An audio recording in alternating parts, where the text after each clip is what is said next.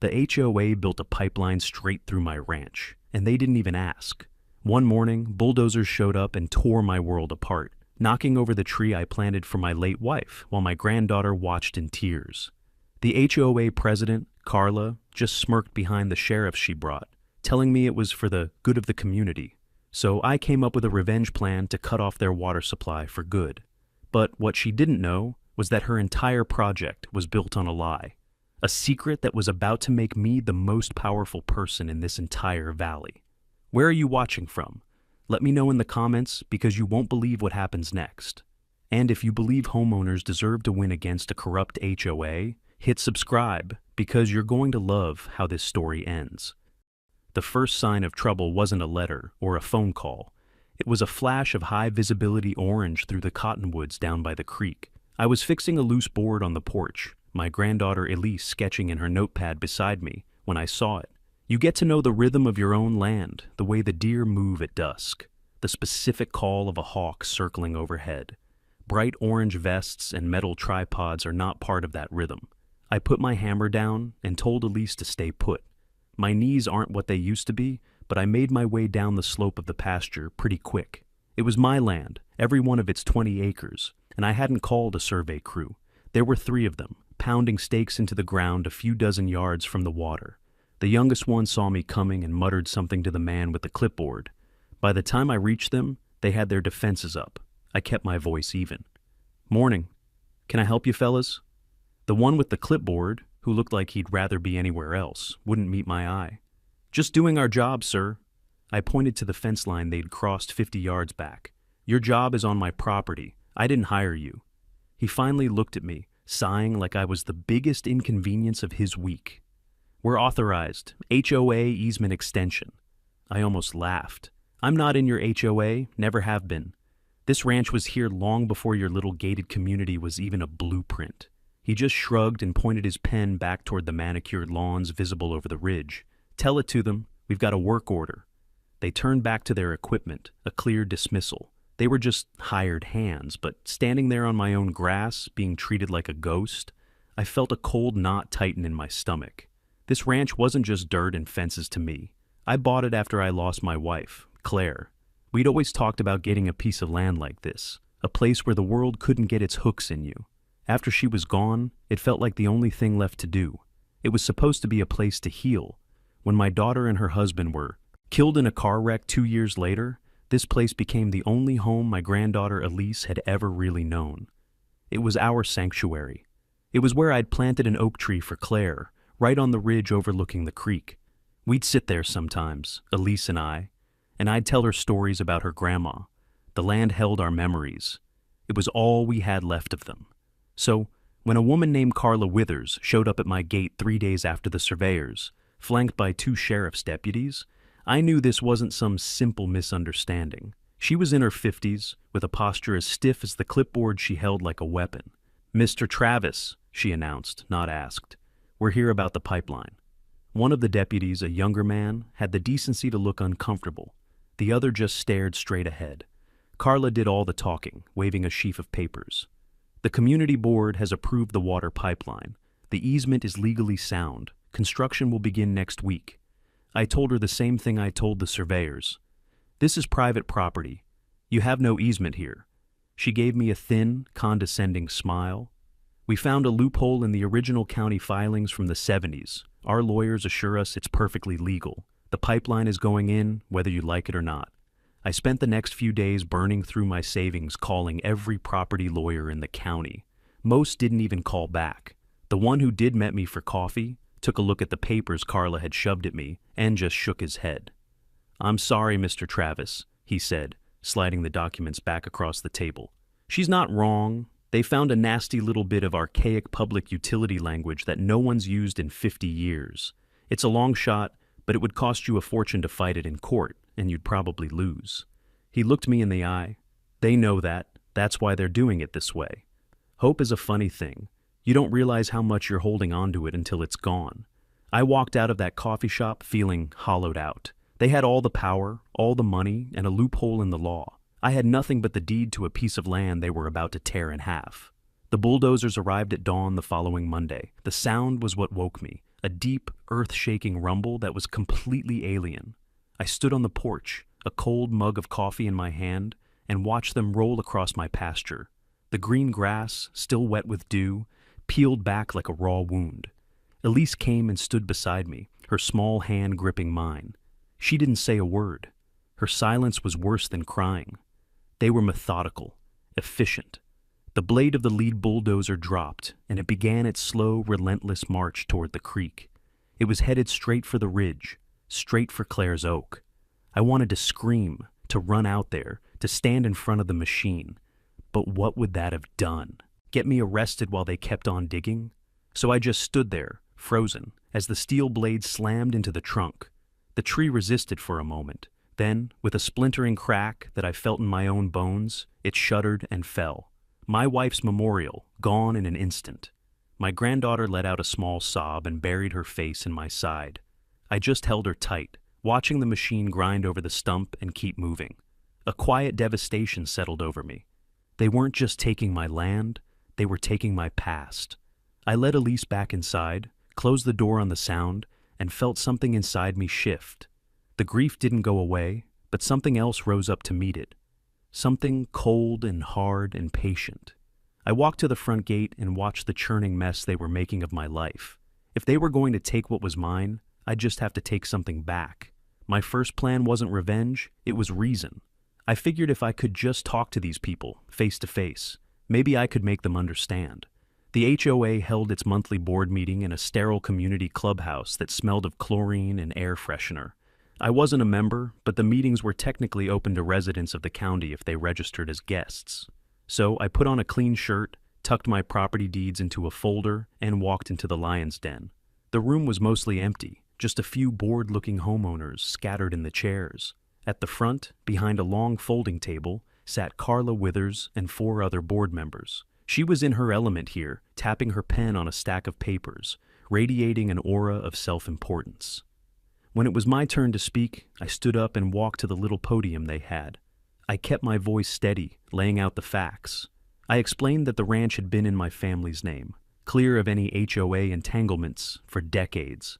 I talked about the well and the spring that fed the creek, how it was a delicate system I used for my livestock, my small vegetable garden, and the fire pond that was essential during the dry season. I tried to make them see the land as something living, not just an obstacle to build on. Carla let me speak for about 2 minutes before she held up her hand, stopping me mid-sentence. "Thank you for your comments, Mr. Travis," she said, her voice dripping with fake politeness. Then she reached into a briefcase and pulled out a document. A man in a cheap suit sitting next to her stood up and walked it over to me. "We anticipated you might have some lingering concerns," she continued, a smirk playing on her lips. I looked down at the paper he'd handed me. It was a cease and desist order. It legally barred me from interfering with their construction. The man in the suit introduced himself as the HOA's lawyer. "We are well within our rights," he said, his voice as slick as his hair. "But I want to assure you, you'll still have access to the main water feed. As a courtesy. A courtesy. On my own land." He said the word like he was granting me a favor from the king.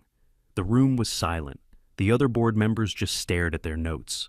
The lawyer went on, talking about community benefits and rising property values. But I wasn't listening anymore. I just stood there, holding that piece of paper, feeling the heat rise in my face. They hadn't come to listen. They'd come to shut me down. Hope crushed. That was the end of that. I walked out of the clubhouse into the evening air, my hands shaking slightly. A man who'd been sitting in the back of the meeting caught up to me in the parking lot. He was older, maybe my age, with deep lines of worry on his face. "Don't let her get to you," he said in a low voice, glancing back toward the building. "She does this to everyone." He told me his name was Mike. He'd lived here for 20 years. The HOA had fined him $600 last month because his trash cans were visible from the street for 2 hours too long. Another neighbor got a lien put on their house for planting a rose bush that wasn't on the approved list of flora. They were all frustrated, he said, but they were scared. Carla ran the board with an iron fist, using fines and legal threats to keep everyone in line. "That pipeline is her pet project," Mike whispered, looking around again. "Her brother owns the contracting company that got the bid. Funny how that works, isn't it?"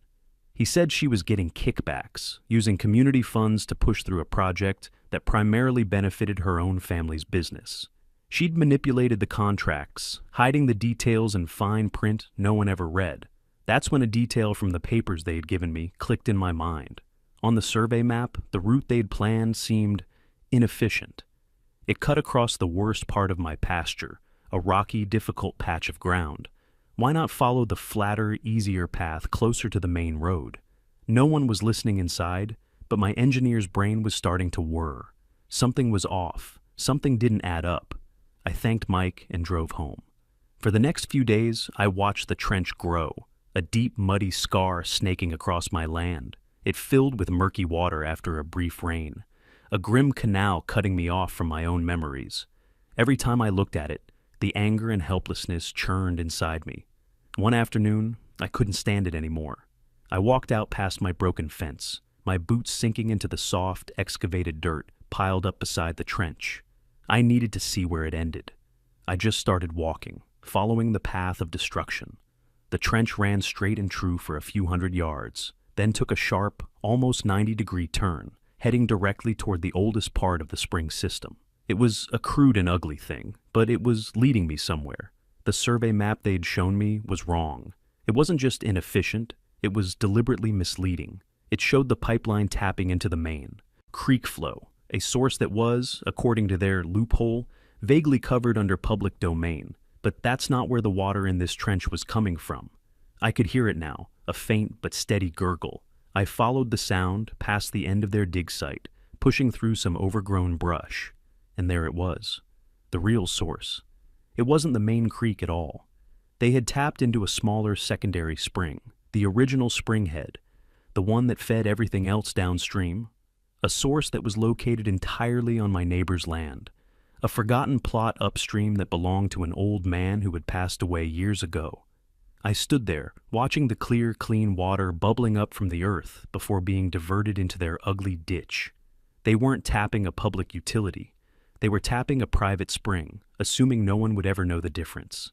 Their entire grand project, their legal threats, their whole empire of dirt was built on a foundation of sheer arrogant ignorance.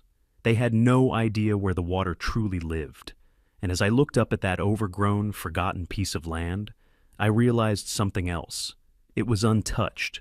It was for sale, and I knew exactly what I had to do. The first phone call I made was to George Lindell. George and I go way back, served in the same engineering course for a few years before he went on to a long career as a hydrologist for the government. He's a man who's more comfortable with topographical maps than with people, but if you want to know where water is, where it's been, and where it's going, there's no one better. He listened quietly on the phone as I explained what I'd found, his only comment a low grunt of interest. He came over the next morning and we walked the fence line, not toward the HOA's muddy trench, but upstream, onto the overgrown property next door. It was a tangle of weeds and fallen branches, the old cottage barely visible through the brush. We followed the sound of the water, and when we found the spring, it was like stepping into a hidden cathedral. A perfect circle of clear water bubbled up from between smooth stones, surrounded by ferns. It was the heart of the entire water system for this valley. George knelt down, dipping his hand in the water. He didn't need any fancy equipment. He looked at the flow, at the angle of the land, at the way the earth was shaped around it. After a few minutes of silent observation, he stood up and brushed the dirt from his knees. "Well, Jack," he said, his voice calm, but with a hard edge to it. "Congratulations, you've found the scene of the crime." He explained it in terms so simple a child could understand. The HOA's maps were technically correct, but deliberately incomplete. They showed their pipeline drawing from the creek on my land, which their legal loophole gave them a flimsy claim to. But the creek itself was just a symptom. This spring was the cause. "They built a straw to drink your milkshake," George said, pointing, "but they stuck it in your neighbor's glass, thinking no one was home." Carla's whole plan was built on arrogance. She assumed I was just some old rancher who wouldn't know the difference. She assumed no one would ever walk a few hundred yards upstream to check her work. Back at my kitchen table, a plan began to form. It was a wild, desperate long shot, but it was all I had. I pulled up the county tax records on my old desktop computer. The upstream property, the one with the true spring, was listed under the name of an Arthur Miller, deceased. The property taxes hadn't been paid in 3 years. It was in foreclosure, set to be sold at an online county auction in 2 weeks. The starting bid was low, just what was owed in back taxes and fees. It was a bargain for 10 acres of land and a dilapidated house, but to me, it was a fortune. It was almost every penny I had left in the world. As I sat there, staring at the screen, I watched the HOA's construction crew from my window. They weren't connecting the final pipes yet. They were just running tests, flushing the system. I'd seen this before in my engineering days. They were rushing, cutting corners to get the water flowing, to prove their project was a success before all the final permits were signed off. Their haste was my window of opportunity. They were building a house on sand, and I was about to buy the beach. The next week was a blur of quiet, frantic activity. I went to the bank and liquidated the savings bonds Claire and I had bought when we were first married. I sold my old restored tractor to a collector in the next town over, the one I'd always planned on teaching Elise to drive. It felt like selling a piece of my own history, but it had to be done. I called my contact at the Veterans Association and started the paperwork to pull from my service savings. Each transaction was a gut punch, another piece of my safety net being cut away. One evening, Elise found me sitting in the dark, the glow of the auction website illuminating my face. She didn't have to ask what I was doing. She's a smart kid. She knew we were in trouble. "Grandpa," she said, her voice small, "are you scared?" I looked at her big worried eyes, and knew I couldn't lie. "Yeah, I am," I admitted. "But I'm more scared of what happens if I do nothing. If I don't stand up for this place now, what am I teaching you?" She just nodded and squeezed my arm. There was one last piece to the puzzle. I called Mike, the neighbor from the HOA meeting. I told him a part of the plan, not all of it, but enough. I asked him to start quietly buying up a few shares in the local water service co-op, the small utility that managed the region's water rights. He didn't hesitate. Finally, the day of the auction came. I sat at my kitchen table, the website countdown timer ticking away the seconds like a bomb. My hands were sweating. I had pooled all my money, every last dollar, into a single account. This was it. One bid, everything I had. If someone else wanted that land, I couldn't fight them. In the final 30 seconds, the bid started jumping. My heart pounded against my ribs. I waited until the counter hit 10 seconds, took a deep breath, and typed in my maximum amount. I clicked the button. The screen flashed, confirming my bid. Then, the timer hit 0. Sold! For a long moment, I just stared at the screen, unable to breathe. Then a slow smile spread across my face. It wasn't about victory, not yet. It was about what came next. I looked out the window at the trench scarring my land, at the pipes that led to the water they thought was theirs. Let's see how they like it when I own the well they built on. Winning the auction was just the first step. The paperwork took a week where I watched Carla's brother's crew start connecting the final sections of their precious pipeline. They were arrogant, working in broad daylight, so sure of their power. They had no idea they were trespassing on land that was now legally mine. The day the deed was officially recorded in my name, I didn't celebrate. I got to work. George came over with his maps and a simple plan. We weren't going to destroy anything. We weren't going to sabotage their pipeline. We were just going to restore the natural order of things. The spring on my new property had originally fed 2 small channels. One trickled down toward the main creek on my ranch. The other, a smaller one, flowed into a natural swale that irrigated the pasture land on the Miller property. Years of neglect had clogged the second channel with leaves and silt. All we had to do was clear it out. It was 2 hours of hard, honest work with shovels and a rake. We dug out the old channel, deepening it slightly, reinforcing the banks with stones we found nearby. It wasn't complicated engineering. It was just giving the water an easier path to follow, and water, like truth, always seeks the path of least resistance. With the new channel clear, George and I stood back.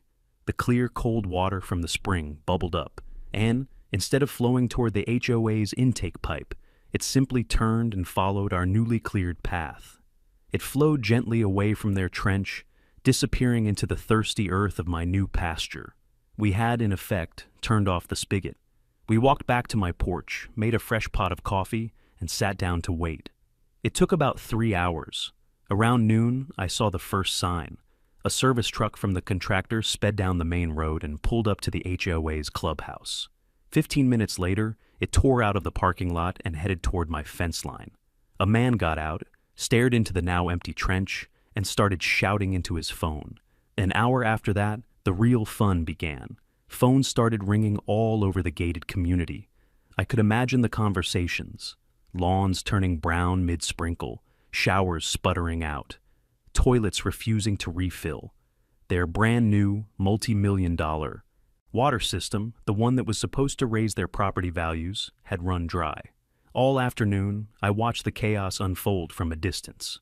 Carla's brother, the contractor, showed up. He and his crew stomped around the dry trench, scratching their heads. Then Carla herself arrived in her pristine luxury sedan, her face a mask of fury. She barked orders, pointed fingers, and jabbed her ever-present clipboard at the bewildered workers. They blamed the engineers. They blamed a faulty pump. They probably blamed the alignment of the planets. They never once thought to look 100 yards upstream. I just sat on my porch, sipping my coffee, enjoying the quietest afternoon I'd had in months. The setting sun was painting the sky orange when her car came fishtailing up my gravel driveway, kicking up a cloud of dust. She slammed the door and marched toward my porch, her face flushed and her eyes wild. "What did you do?" she shrieked, forgoing any pretense of civility. "You have sabotaged public utilities. That is a federal offense. I have the sheriff on his way right now." I didn't get up. I just took another slow sip of my coffee and gestured to the empty chair beside me. She ignored it. "Carla," I said, my voice as calm as I could make it, "I have no idea what you're talking about. I haven't touched your pipeline." Her eyes narrowed. "Don't play dumb with me, Travis. Our water just vanished. You tampered with it." I reached inside my screen door and picked up a manila envelope from the table. I pulled out a single sheet of paper and handed it to her. It was a notarized, certified copy of the deed to the Miller property. Her eyes scanned the document, her brain slowly processing the legal description, the parcel number, and, at the bottom, the new owner's name. The color drained from her face. "And this," I said, handing her a second document, "is a copy of the original water rights that go with that land, filed in 1957. She stared at the papers, her mouth opening and closing like a fish on a dock. The bluster, the arrogance, the absolute certainty. It all just evaporated. She was left standing there, a powerless woman holding two pieces of paper that had just destroyed her entire world. That's not possible," she stammered. "You can't." "I can," I said, finally standing up. I looked her straight in the eye. "And I did. I didn't tamper with your pipeline, Carla.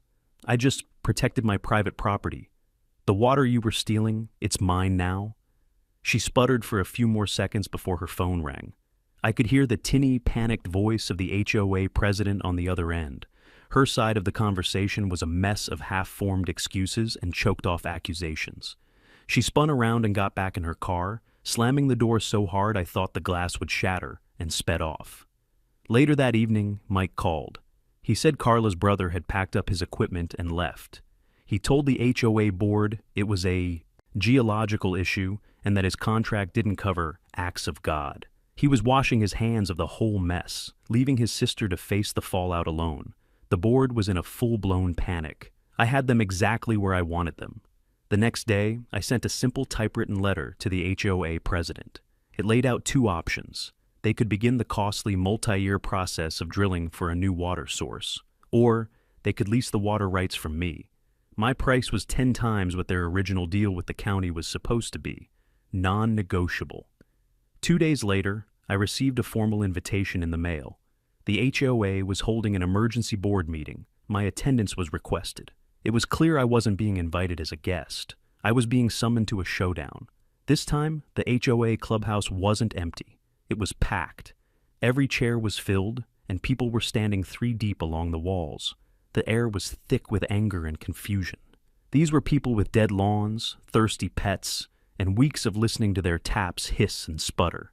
They weren't just annoyed, they were furious. I stood in the back with George, watching the show.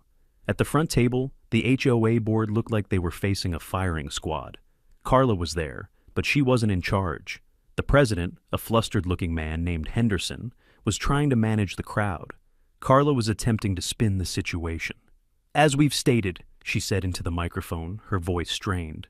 "We have encountered an unforeseen geological shift in the water table. Our engineers are working around the clock to find a solution." A man in the front row jumped to his feet. "A geological shift? My brother-in-law is a geologist. He says the only thing that's shifted is that you people don't know what you're doing." The room erupted in angry agreement. Henderson banged his gavel weakly, but no one was listening. That was our cue. I gave George a nod, and we started walking down the center aisle. A path cleared for us. Every eye in the room turned to watch me as I walked up to the podium, a thick folder in my hand. I didn't say a word. I just opened the folder, and with a calm, deliberate motion, placed a certified copy of my new deed on the table in front of Henderson. Then came the original water rights documentation. Then the official county survey maps, the real ones, showing the true location of the spring. And finally, the auction records showing the date and time of my purchase. The paper trail was undeniable, and it told a very different story than Carla's geological shift. The room fell silent. Henderson stared at the pile of documents as if they were a live snake. Carla's face had gone a chalky white. I leaned into the microphone. "My name is Jack Travis," I said, my voice carrying through the quiet room. "And there has been no geological shift. The problem is much simpler than that. The HOA built a pipeline to a water source they never had the rights to in the first place." I gestured to George, who stepped forward. In plain, simple language, he explained the hydrology of the valley. He used a big map on an easel to show everyone the spring, the creek, and the path the water was supposed to take. He showed them exactly where their pipeline was and exactly where the water was. "To put it simply," George concluded, "you built a pipeline across stolen ground to a well that was never yours to begin with. You have no legal rights to that water." The murmurs in the crowd started again, but this time they weren't aimed at me. They were aimed at the front table. People were turning to each other, whispering, pointing at Carla. The mood in the room had shifted, completely and irrevocably. The truth was out, and it was devastating. Carla saw her power slipping away, and she panicked. She jumped to her feet, knocking her chair over. "This is sabotage," she screamed, her voice cracking. "He did this. He's trying to extort this community." I held up my hand, and the room quieted again. "No," I said, my voice firm. "It's called property rights, something this board seems to have forgotten." And then I delivered the final blow. I pulled out one more set of papers. "And while we're talking about doing things legally," I said, "perhaps the board would like to explain these." I slid copies of the contracts for the pipeline project across the table. They were the ones Mike had helped me get through a public records request. The contracts that showed the project was awarded through a no-bid process to a company, Withers Construction, owned by Carla's brother. The contracts that showed the budget was inflated by almost 40% compared to standard rates. I revealed the fake bids from shell companies her brother had submitted to make it look legitimate. I exposed the entire corrupt scheme, right there, in front of the very people whose money she had been stealing. The room exploded. It was a full-blown mutiny. People were on their feet, shouting, demanding answers. Henderson was completely overwhelmed. Carla just stood there, speechless, as the foundation of her little empire crumbled into dust around her. A woman in the second row, a retired schoolteacher I recognized, stood up and made a motion. I moved for an immediate vote of no confidence in Carla Withers, and for her removal from this board, effective immediately. A dozen voices seconded the motion. Henderson, looking relieved to have something to do, called for the vote. It was a sea of raised hands. Unanimous. "The motion passes," he said, his voice barely a whisper into the microphone.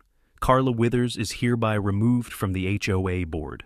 Carla stared out at the crowd, her face a mixture of shock and pure hatred. She snatched her purse from the floor, turned, and stormed out of the room, slamming the door behind her with a bang that echoed in the stunned silence.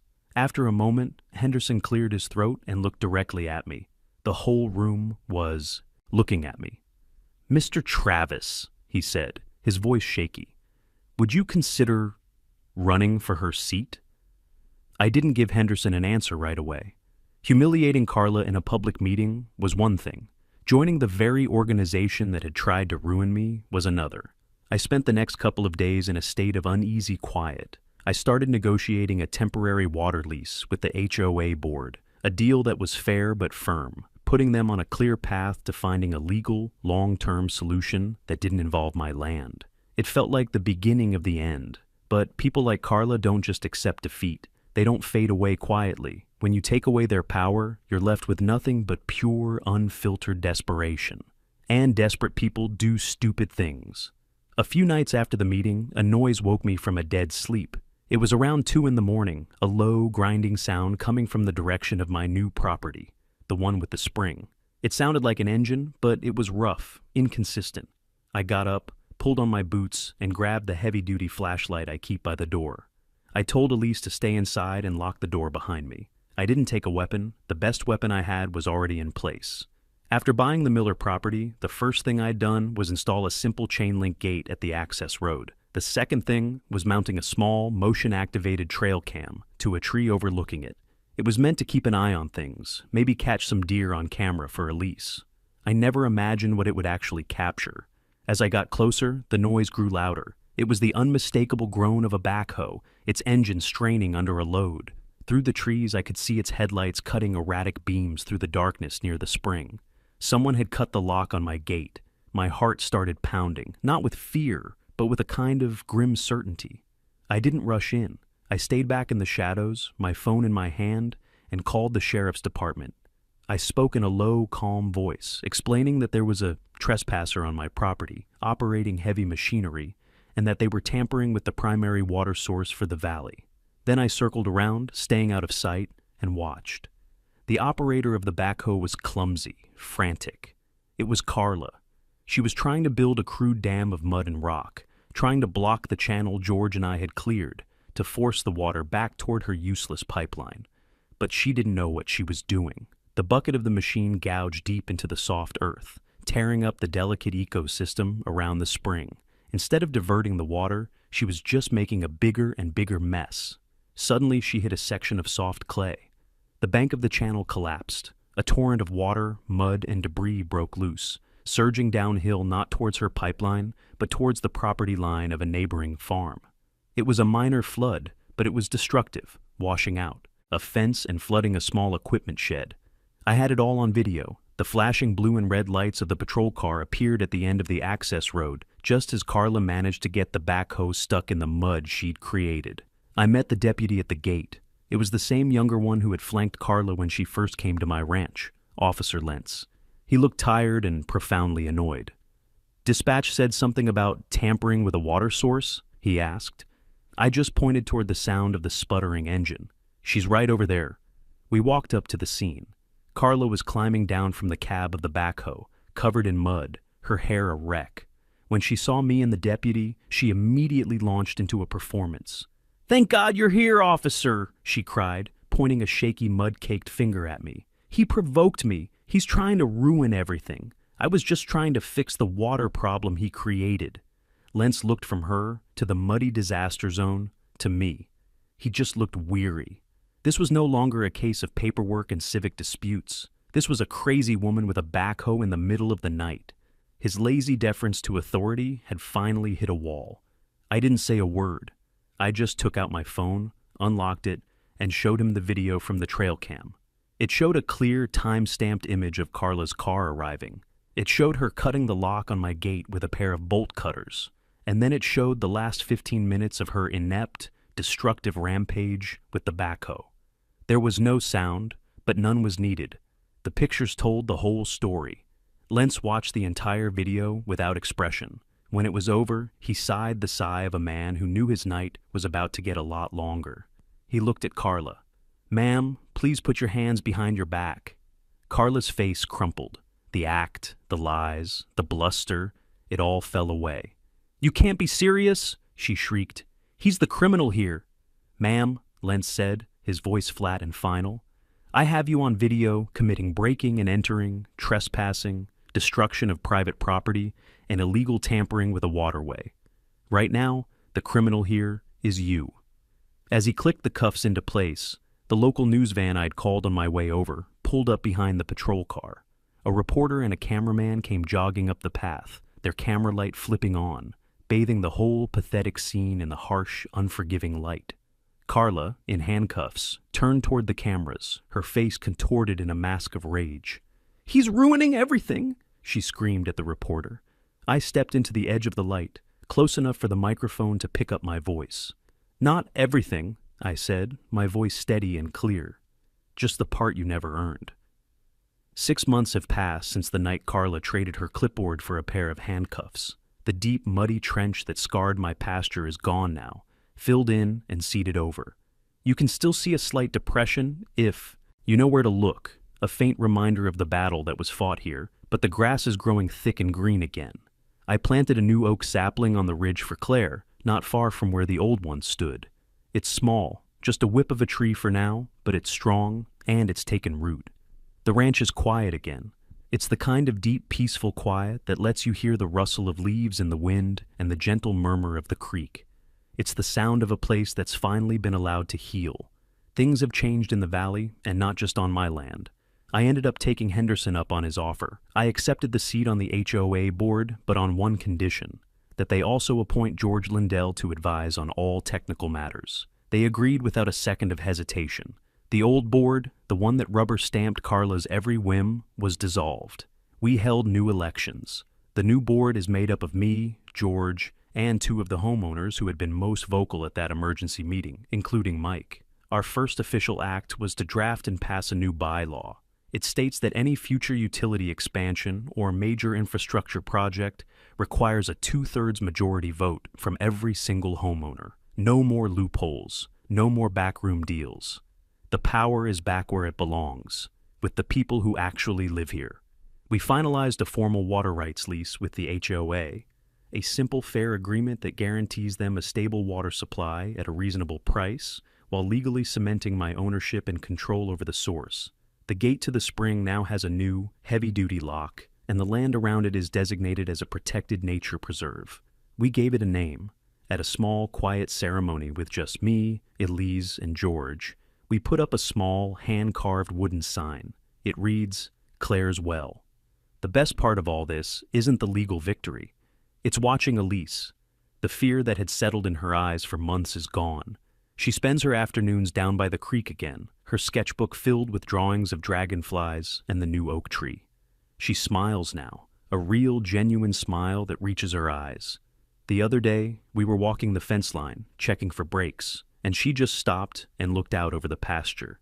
"It feels like home again, Grandpa," she said, and she was right. The community, once divided and intimidated, has started to come together. People who used to just nod politely from their cars now stop to talk.